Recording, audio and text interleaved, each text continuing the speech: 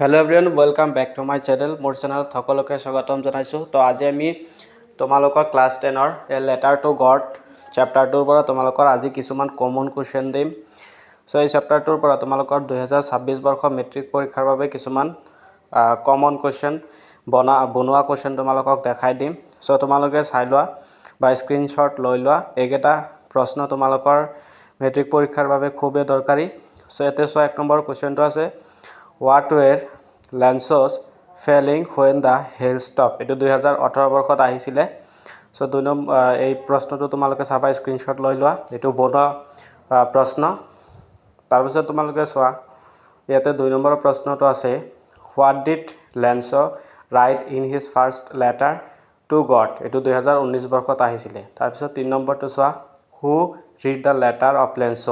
What did he do then? এটো চাবা তোমালোকে ইম্পৰ্টেন্ট কোৱেশ্চন তোমালোকে 4 টু চোৱা Why does the postmaster send money to the Lance? Why does he sign the letter God? এটো 2023 বৰ্ষত আহিছিলে তাৰ পিছত 5 number What made him Lance angry? 2022 বৰ্ষত আহিছিলে 6 নম্বৰটো চোৱা Why did Lance call the post office employees a bunch of crooks?